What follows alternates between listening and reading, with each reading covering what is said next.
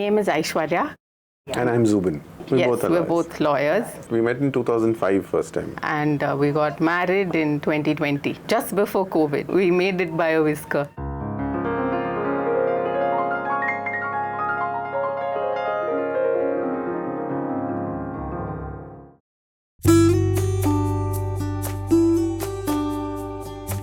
As soon as I realized that I was pregnant, we, of course, everybody tells you, oh, go to the place, that's closest. That will sort of help you confirm the pregnancy at least. And so we went to a renowned maternity hospital close by. And so I was 35. And the minute they asked me, so how old are you? I said, I'm 35. They were like, oh, if you're 35, then you're high risk. You need to be extra careful. And all that started, and I was given like an overdose of medication. Like they said, oh, you have to take progesterone and ecosprin when I had no blood pressure, and there's just a lot of things were told to me at that point. And of course, I think in hospitals and generally institutions, they kind of play on your fear a little bit. They always say, oh, it's better to be safe than sorry. If you ask them any questions, it's always very brief. The response is, oh, your age is a factor. You need to be careful. You need to be careful. They told me to stop any exercise. I used to regularly practice yoga and, generally very active. And they said, no, you need to be a little careful about those things. Don't do any of that now. I said, okay, didn't go home feeling very happy about it in general, but I was like, okay, maybe this is what it is. And usually we prefer not taking medication if not required. Yeah, even generally, we stay away from. If we have a cold, also we're like, okay, it'll run its course and it'll be fine. Why should we pop in pills unnecessarily? That's generally the school of thought that we come from. And so I went back and I was sort of, yearning for something, care with the more personal connection, somewhere where I could make decisions about my body and my baby and all of that. And I was discussing it with him as well. We didn't do any research at that point, to be very honest. I think it was still very early, so we hadn't decided exactly where we wanted to go or anything. And what happened was, that's what I say, call it fate or like divine intervention. I was on Instagram. I'm an avid Instagram user. So I was on Instagram and I happened to see a friend's story. And she was talking about her same thing that we are doing today, She was narrating her birth story at Sanctum, and I was like, is there a place like this in Hyderabad? I was really intrigued. And then, of course, I started researching, and then I saw all of Vijaya ma'am's testimonials plus all her videos, and I think I stayed up a couple of nights just doing that. And I was like, we'd be stupid not to explore this option. We absolutely must. And I think it's something that it sort of resonates with what we generally feel and about many things, and how non-interventionalist they are, and even the model of care. And I was like, we must explore this option.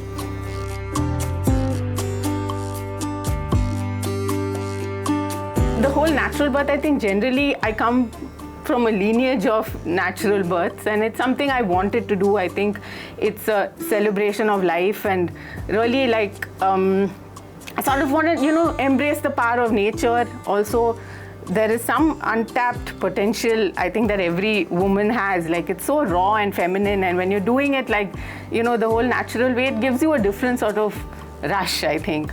So also at that point, we used to do a lot of research. We used those Netflix documentaries and stuff where they talk about your gut microbiome and how the foundation lies in like when the baby comes out of the birth canal is when it starts. Yeah. And I said, if we can give this to our baby, why not? I mean, it's the least we can do if that's something we can do. At home, we're taking probiotics, so I mean, when we are already doing things like that, we should start off early. That's like the bedrock of like good healthy living.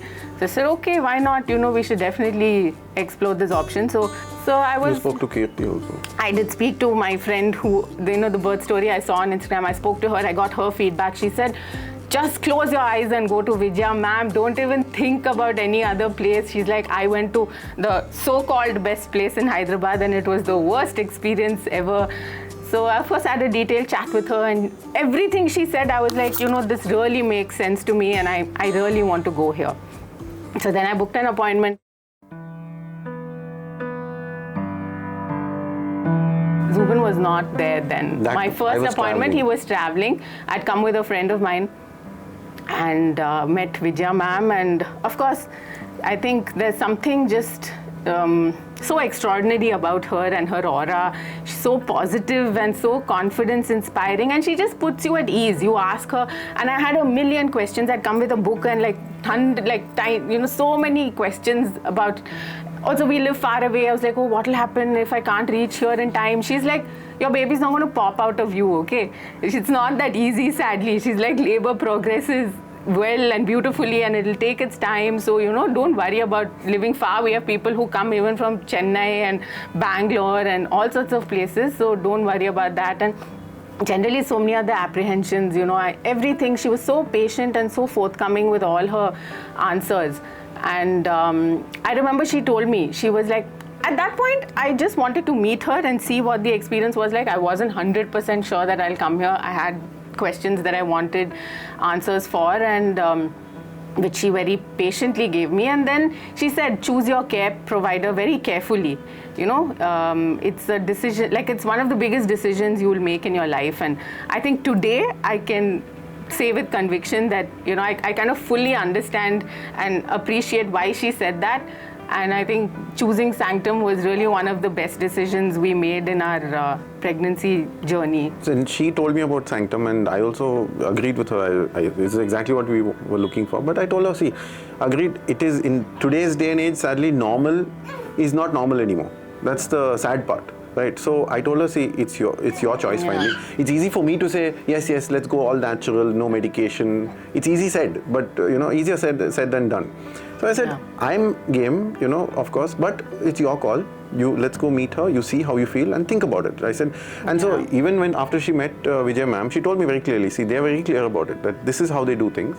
And only if you're up for it, you should go for it. It's not an option, like it's not something that you can later decide saying, no, you know what, I want medication or I want to go this way. We have to decide beforehand and be sure that we want that. I think you need to be of a certain mindset also. That is and she sort of assesses that with you initially. And so I told her that, then see, that's something again you have to, I'll be there to support you, but although I agree and I would be happy if you do it, but definitely it's your choice. If you feel you're not ready to take, it is, I wouldn't say more difficult route, but it is more adventurous route, let's say. But good thing is, I think it seems like it's more adventurous. I mean, that's what generations of women have been doing. Our mothers have done, our grandmothers have done, without even giving it a second thought. But now, even when we've told our friends that, we have chosen an option like this, they're like, why do you want to go through so much trouble? Why would you want to do an unmedicated? Just why are epidurals? Why were they even invented? It's we have doctors in the family, and generally people tend to tell you that this is the more difficult route. Why would you want to go this way? You rather just go and. Nobody said get a C-section, but they're like, at least take an epidural if you can, why not?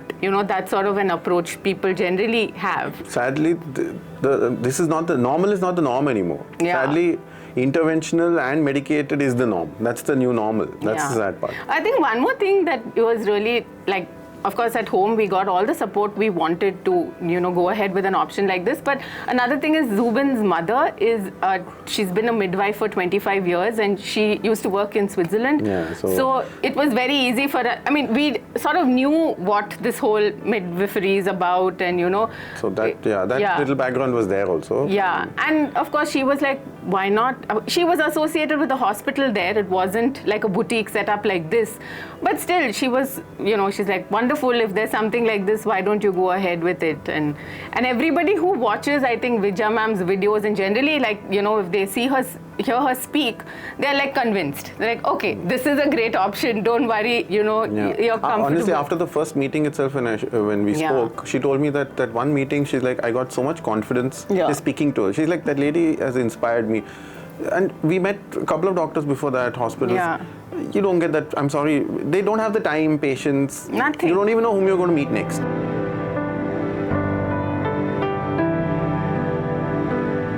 I think that was one reason also that I really wanted to come to Sanctum, because you get that. Of course, they have a small, exclusive team, you know. So you get that. You get to build a relationship. There's continuity, and that sort of really helps even during labor. You know, the same set of people, they've sort of seen you through your pregnancy, and that no hospital can assure you of. In fact, from the beginning, you know, they'll tell you, we're sorry, you can't get to see the same doctor at every appointment. And well, okay, they have the numbers, it's difficult for them, all things understood and given, but they're like, they can never give you that personal care and experience, no matter how much they try. 24/7 call support, and you know, with Kiran and Dr. Dhwani, and everybody is so experienced and so lovely to deal with.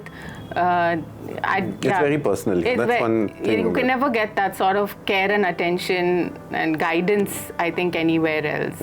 Yeah. So we met, she met, and then I also came, we met, right? And then she also gave us time to think about it. We said we want to think about it. Yeah, I think one thing also we really liked was that she never tried to sell the place to you. Never. You know, she never be like, you have to come here, this is how it, you know, this is how it is, these things are good about us. So, you know, she was like, this is what we are about. If you agree with this philosophy and you're okay to, you know, be part of this family, please join. Otherwise, no, there was just no pressure from her. Yeah. Actually, if at all, it's like you have to decide. Yeah. Only if you want to, you should come. Others don't. Yeah. And she said, ask I used to apologize for asking like 1,000 questions always. And she's like, don't apologize. She's like, the more questions you ask, the better, because, you know, you're more at peace, you're comfortable, you're confident, and that's all we want. She's like, whatever reservations you have, just talk about it, and if I'm able to clear your doubts and, you know, give you that sort of comfort and assurance, I'll be more than happy to. So that was great. Yeah.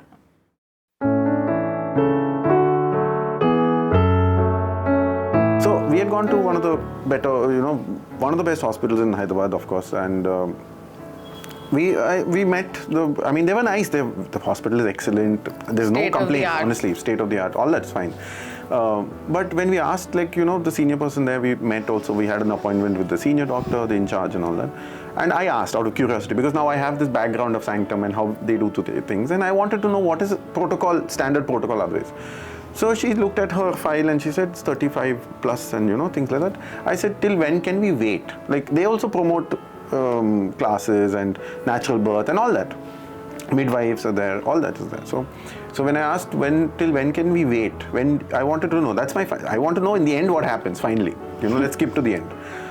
So she said very clearly, see, protocols states that, you know, she quoted, of course, some college in London, or I don't know when 39 weeks. We're willing to wait till 39, maybe 39 if everything's going well, 1-2 days, and that's it. After that, we have to induce. So I was like, we're not willing to wait till 40 also. They said, no, we don't. Yeah, she said because you're 35, it'll, you know, there's chance of stillbirth, higher chance of stillbirth if you wait longer. So at 39, we'll induce you if you haven't gone into labor already. So when I heard that itself, I was like, this is it for me then. I don't like anybody just cutting you off. I mean, not considering your specific parameters, you know, if she's doing well or not.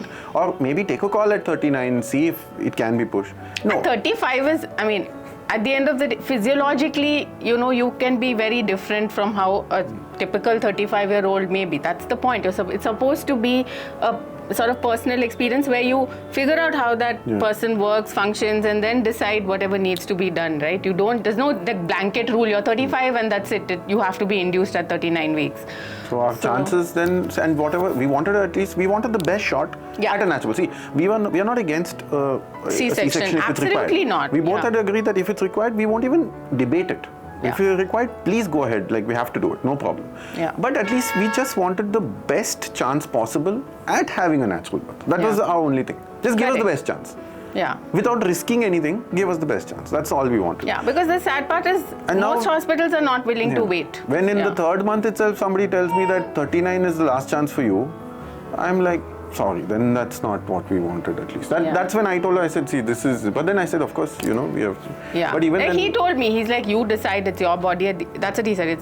easier for me to say, yes, we must do it this way, but this really, seems like the better route. And I was honestly convinced after I met Vijaya ma'am, I think. I was like, okay, this is how I want to go. You just had to muster up the courage. Yeah, I think I just had to muster up the courage also because of the people around me. And, whenever I used to discuss it with a few friends or even with my family, some people may be like, oh, but why would you want to do this? Think about it. So that put me maybe 2 steps behind for some time. But after that, I was very sure that I wanted to go ahead and, birth at Sanctum no matter what.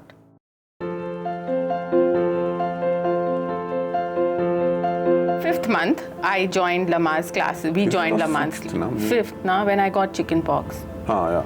Yeah, unfortunately, that I think otherwise I had a very active, healthy pregnancy in general.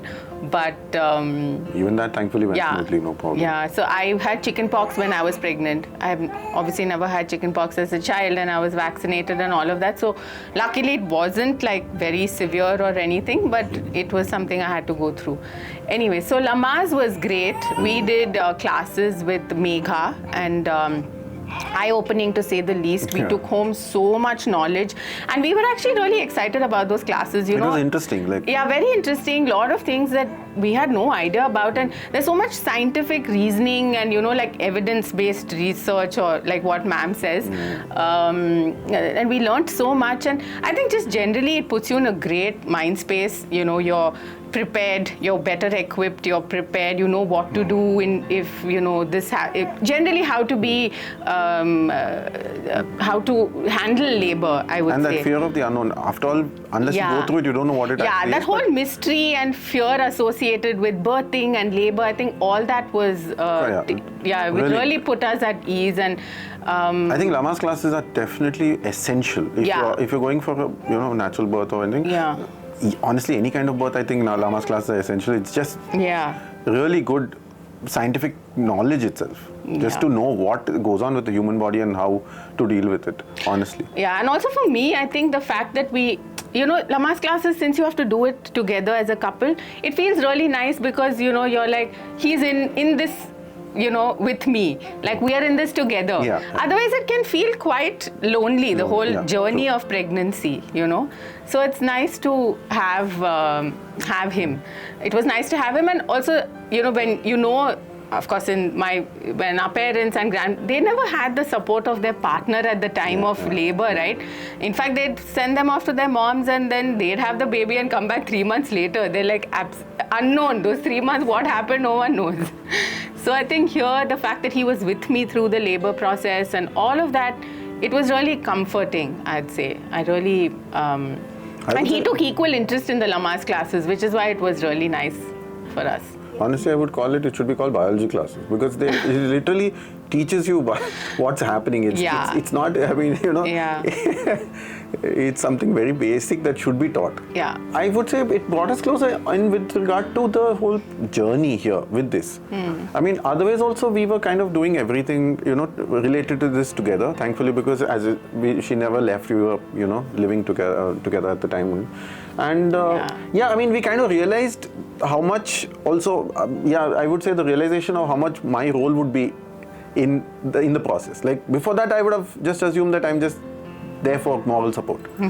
But then I realized I'm actually there for some physical support also, moral support anyway. I mean, all sorts of, that I'm part of it. And that was, honestly, I was happy also that I get to be a part of something, Otherwise, our roles are quite limited otherwise to just, supporting them in, from behind the scenes. But this thing, you're really involved. So I thought, Yeah. And she also got some confidence that, chalo, good, they're making him do something. Yeah.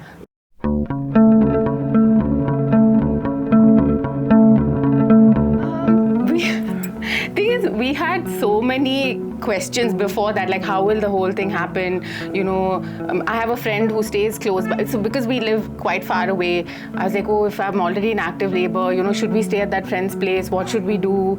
Should we get a place close by? Will we have to be in we had so many questions about how it would actually happen, right? And I was very active through my pregnancy. I had done my yoga that day. I had gone for my walk, and everything was fine. no real, nothing about an impending birth at all. No sign of an impending birth. So basically, to give little context before that, we had crossed 40 weeks. Yeah, we had crossed 40. We had come here on the weekend for the 40-week. It was exactly our milestones were the weekends only. We were 40th, so our 40th week scan was also on the weekend, about Saturday, I think. Yeah, because 36 weeks onwards, we come here every week, right? Like for our checkup. So after every checkup, ma'am will be like, so, okay, we either see you in labor or we see you next week. So we came for our 40th week scan. That time also... Not scan. Checkup. Yeah. Just checkup. And after that, so we were now 40 weeks and 2-3 days. Like midweek, I would say Wednesday it was almost. It was Tuesday. Yeah, so till then she had a completely normal pregnancy. BP was fine. All the parameters was fine, touch wood, no issues. After 40, her BP later, after we met, after we came here, we went back, her BP started going up slowly, little. And because my mother was a midwife from back in the day and all, she told me, post 40, you please every day check her BP at least, for my sake. I said, "Theek hai, chalo." Actually, I started off with a bit of swelling. Before that, like through the pregnancy, I had no swelling in my hands or feet or anything like that. And I remember in one of our checkups also, Vijaya ma'am was like, generally she would say, at this stage, don't do anything but think about labor. Go for a movie, go out shopping, do this, do that. Just have fun in general, So we had gone for a movie. In fact, on Sunday, we'd gone for Deadpool. And through the movie, while I was sitting, my feet, they were swollen by the end of it. And then we checked my blood pressure as soon as I went home. So this was literally 2-3 days before I gave birth. And then even the next day in the morning when I checked, it was slightly high. So okay, So BP started going up a little. BP started going up a little bit. And for me in general, I was I'm typically on the lower side when it comes to my blood pressure. So it was a little worrisome. And not like we were worried. We were like, okay, we have to wait. What else? It's fine. I was making pasta for dinner. I remember that day very clearly. My mom was at home with me. We were doing all that. And then I called Kiran and I told her, I said, listen, I've checked my blood pressure this evening and it crossed 100 at that point. Till then it was like 85, 90, it was steadily rising. So then I called Kiran and she's like, did we tell you to check your blood pressure? I said, no, but I had little bit swelling. So I just checked to be on the safe side. She said, okay, I'll call you back. I think she spoke to Vijaya ma'am and then she called me. And she's like, why don't you checked it at home, right? Why don't you go to a nearby hospital or, clinic and just get it with a proper, with the sphygmomanometer. So I said, okay, fine, we'll go to a proper place and get it done. We went and again it showed 100, like the diastolic, the lower one. Yeah, diastolic. Diastolic, yeah. Was 100, 105. So then I called her, I said, listen, the same thing is showing. She said, okay, pack your bags and come. My bag has been packed for the last 4 weeks, waiting at the doorstep. This was on Tuesday, 30th July, Tuesday evening at around 9 o'clock. 9 o'clock, we went to the center. Smita was there and also Dr. Dhwani was there then. And so they checked my blood pressure, they hooked me onto the CTG and, they checked my blood pressure and all of that. Of course, it was high again. So they gave me medication. They said, let's see, hopefully this should control your BP and you should be fine. I think Dr. Dhwani had also spoken to Vijaya ma'am at that point. We had a call. Yeah, then Vijaya ma'am called us. I think she was working out or whatever somewhere. And she called us and she said, listen, I'm just laying it out for you.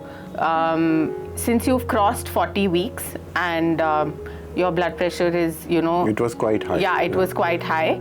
So she's like, full term's done. Yeah, full term is done. Frankly, there's no need to wait any longer. If you were in your 38th week or something, we would have still said you could perhaps do some natural induction and things like that. And I like how she called us. She told us, this is what I'm planning. I'm thinking, are you on board? Do you think that's okay with what you... Yeah, and that's the best part about this place, right? They give you unbiased information and you're then in a position to choose whether you want it or not. So that's we like the plan. Yeah, we really like the plan. We said, okay, let's go ahead. She said, just rest it out today. They gave me, in fact, I had this one itching problem throughout my pregnancy. I prurigo or something. So then Dhwani ma'am told me, she's like, just take this medicine. I had a Sedzine. She's like, take it, sleep well. Tomorrow's going to be a long, tough day. You need all the rest you can get. I said, okay, great. So then I slept. And next day morning, at around 7 o'clock, Dr. Dhwani was back to insert the Propes. They put it behind your cervix. She put it at 9. Okay, yeah. So they checked my blood pressure and everything. It was still steadily 95, 90, 100. Still on the higher side. Still on the higher side. And the thing they also said, in fact, Vijaya ma'am told us, she said that, see, if it's going to go like this, and obviously during labor, it'll spike up even more, right? So at that point, we'll probably reserve the drips or something for that point if it happens. Now we'll just do this and we'll see how it works. Minimal medication for the BP. Minimal medication. And along with that, she said we will do your natural induction. So the breast pumping plus your homeopathy also they gave me every exercises. 15 minutes. And the exercises, the lunging, the moving, the stairs up and down, all of that, we'll do on the side along with this. Great. So then they inserted that. We had breakfast. We were fine, chilling. I was walking around doing, the stairs and all of that. And then at around 2 o'clock, we had lunch. We had lunch here in the cafeteria, in fact. And then we were discussing, we're like, oh, how long is this going to take? He's asking me. We didn't know now whether it'll be today or tomorrow. Yeah, honestly. because it was anybody's guess. Because Dr. Dhwani had also said this whole Propes thing, which is just like artificial prostaglandin that they do. So she's like, see, for some people it works very well and it can progress very quickly. For some people it may take very long. So it's a slow release. Yeah, it's a slow release. So we'll have to sort of see how it goes, play it by ear.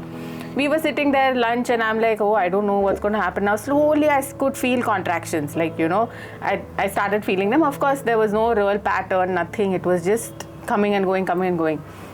And then post-lunch, labor set in. Labor set in. I was in active labor. It progressed quickly. I could feel it coming in nice and strong, and there was no mistaking it. Now I'm like, boss, this is proper labor. Yeah.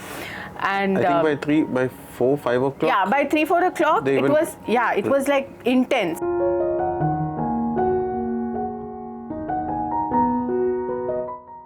For me, somehow, I was very quiet when I was in labor, which was a little surprising even for Kiran and all, because she's like, during the whole pregnancy, you asked us 1,000 questions. Now you're so quiet. What happened to you? Say something, I was just not vocalizing somehow. For me, I had practiced a lot of breath work and just mentally, how I wanted to be during labor. And I think in the run up to that, whatever I'd practiced, I was just implementing all of that. So I was not saying much, but I was in intense pain. My back was, I thought I'd never walk again at one point. The spasms were really, it was really intense.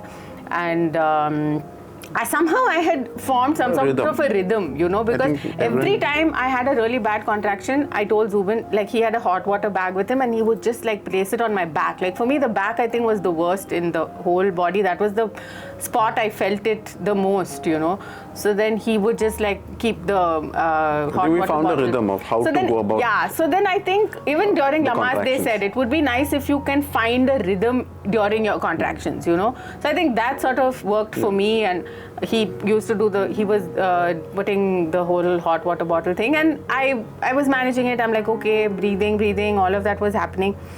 And amazing support from the nurses and Kiran here, even Saroja was there. Just through the contractions, they're telling me, do this exercise, do that exercise, forward inversion. They're making me lie down. She's like, before the next contraction sets in, you have to do this, you have to do that. I was like, fine, whatever you say, I'll do.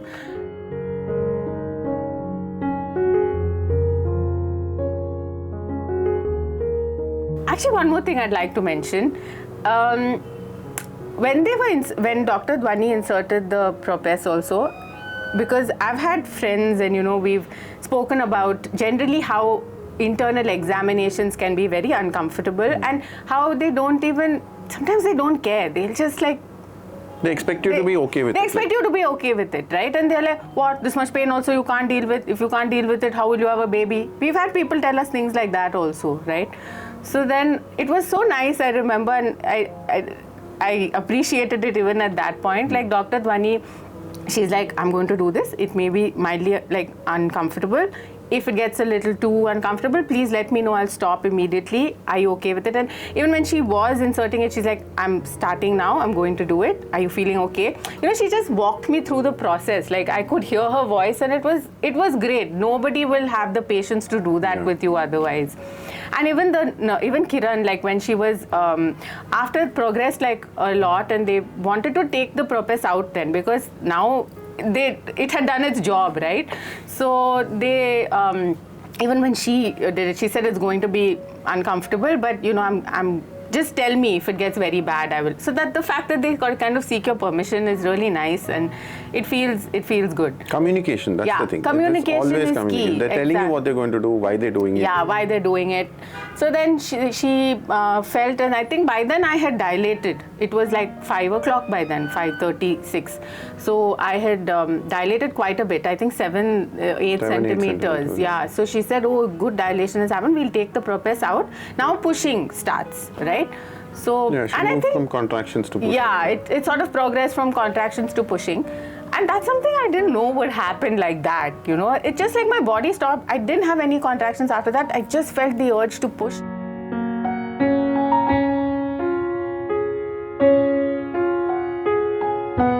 They said you do whatever you feel like. Yeah, that was amazing, because you know, they hold space for you so beautifully, and she was like, do whatever you feel like, whatever your body tells you, just do it. Nobody is, you know, going to say a word.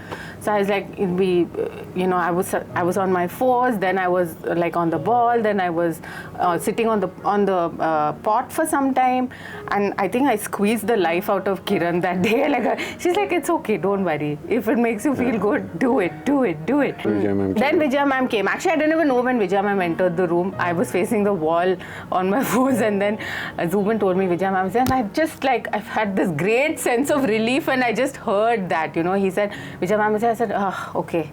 Not like I wasn't at ease before that, I was, but it just felt very, you know, comforting. I'm like, okay, she's here. Now everything will be taken care of. I don't need to worry at all. From 6 o'clock to by 7:30? Yeah, so then I actually finally gave birth squatting. And you know, there's the bar in the room, right? So I was pushing like through the process, and they were sitting right next to me on the floor there and checking, and they were like, oh, okay, push a little more. And I think at that point things transitioned really quickly, and I just didn't know how, because at one point I was pushing, and ma'am was like, okay, you know, little more, and then, you know, do it 2 more times, and then we'll take you to the water.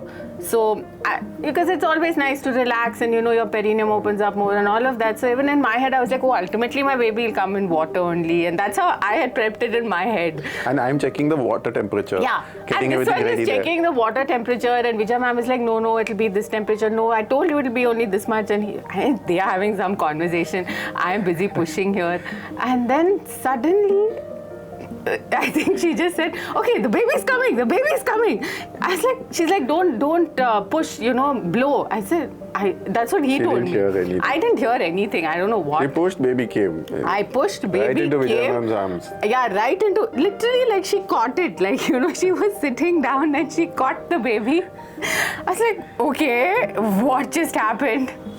And then they put the baby on me, and so obviously I was on the ground, right? And Kiran was holding up. Yeah, Kiran was holding support me was from excellent. Support is just like out of this world. She was holding me, then immediately Zubin also came, and there was another nurse. They all like helped me up on the bed. Skin to skin. Skin to skin immediately, and you know, suddenly they put him on me. I'm seeing this little fellow on me. She's like, don't you want to know the gender? And I'm like, yeah, what is it? And then she's like, it's a boy. I'm like, oh, great. Like, it don't even, like, you know, it didn't even occur to us at that point to even ask.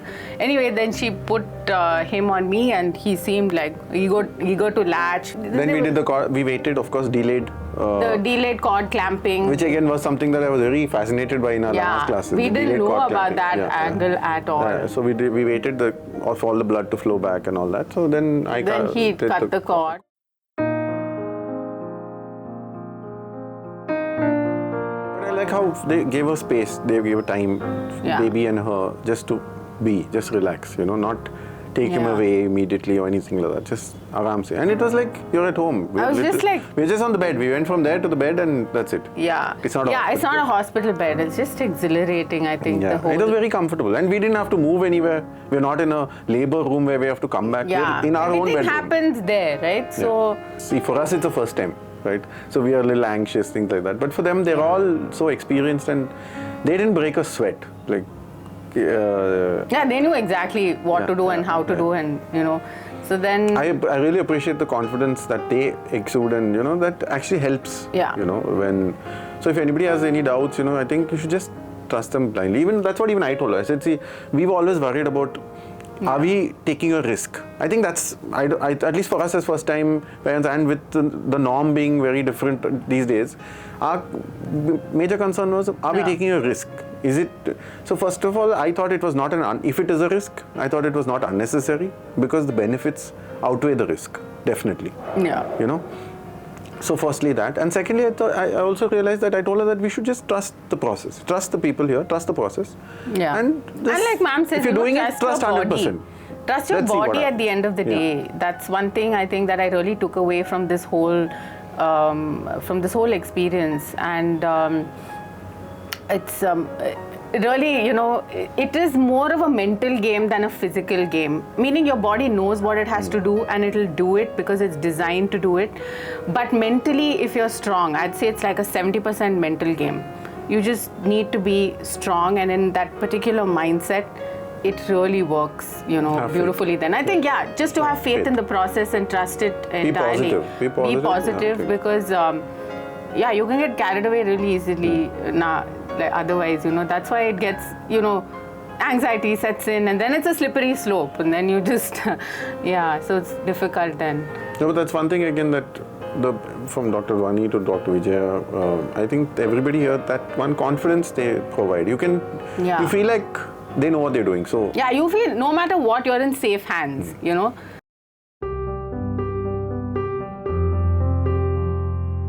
At every point they helped us, like even the first feed, immediately, and even the nurses, like they were so nice, like immediately, like how... We being first time parents, I had no idea about latching and all of that. Luckily, we learned a little in the Lamas class, no doubt. That's like theory, but in practice it's so... It's not the same at all. It's so much different in practice. So then I had no idea what to do, and of course they taught me, and initially also it was like, she's like, is it hurting? I said, yeah, a little bit. Then she just told me, oh, the latch should be like this, then it'll be less painful. And so the nurses helped us, and through the night, like obviously you have to wake up every 2 hours. I remember that night, just the 3 of us, and they just leave you, right? Like then the 3 of us on the bed, and we were like soaking it all in, and just like the whole feeling was sinking in, like, okay, wow, what has happened? And immediately next day, Ramadipti ma'am had come. In fact, I spoke to her on the phone. And then she also came, and she gave us a whole list of, what we should be looking for. She also taught me different positions, like after delivery, your body is so sore in so many ways. So it may be difficult to sit all the time and feed. And I had a little bit of an issue with that. So I asked her, and she was very... You can just see, like you can understand her expertise when she speaks, she's just so good with that. And she explained to me, she said, you could try this position, you could do that, it'll really help you, and basically try and find a rhythm and see what's best for you and your baby. So that was great. And also Dr. Sindhu with, all the tests, the regular stuff that you need to do. Follow up with the baby's health, how to go about it, all of that. So I think everybody is extremely capable and extremely helpful. That's the best part. Even the nurses, even to birth the baby, we didn't even know what to do. We didn't know how to do it, and they taught us like 3-4 ways, in which we could birth the baby. And they would come and help out. And they would come and help out, The support is phenomenal. Yeah, we were here for 2 days after the birth, and I think it was... I mean, there's nothing, I couldn't ask for anything more. We were really happy. Like they just made us, of course, they wanted to monitor my blood pressure also, because that was an issue. So which is why we stayed on an extra day, and then everything was fine, and we were asked to... I think you get the best of both worlds, of modern science also, but of going back to the basics also. So. Yeah.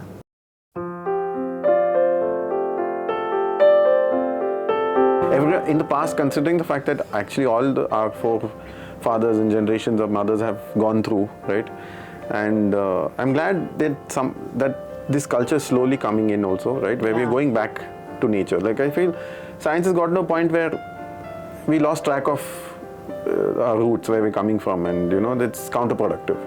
So this is a good way to go back, but also they use the best of both worlds. They're using the best of science to assist or complement nature in how it is already. Yeah. And otherwise, I guess if you at least from a woman's perspective and from a mother's perspective, if you want to feel like empowered and respected and really just I guess feel at home when you're delivering, there's no other place other than Sanctum that can give you that. It's really like the safest haven that you could possibly be in to get that, and the team here is just phenomenal. I think even for fathers, if you want to be involved, see, I've heard so many of my friends say that they weren't allowed in the OT or in the labor room, or maximum they stand behind a curtain, something, So I mean, here you're really hands-on. You can't you're be more involved. You're literally in the flesh. Yeah. So if you want to be involved, I think after that, Zubin also remarked, and he was like, newfound respect, man, for mothers in general, and the whole process. Yeah, the whole process. I think when you see it is when you really believe it, right? You're like, wow. Although he did say, I wish it didn't have to be so tough. It's not that only some people can, some people no, everybody can. Yeah. It's not easy. Agreed. I don't think anybody will say it is easy. And it's not meant to be. It's not meant to be easy. It's not meant to be easy, but that's fine. Your body's designed to go through it. You can go through it, and I'm so glad we're on this side now. And I will tell every expectant mother that she can do it. Definitely. I think even recovery-wise, I think it's worth it, because I feel there is a reason why the body has to go through all this, and her recovery also, thankfully, has been really good. Very, this is this is exactly 6 weeks since we've given birth, and I think nature, that's why there's a reason for everything. Nothing is unnecessary in nature, so I think we believe in that.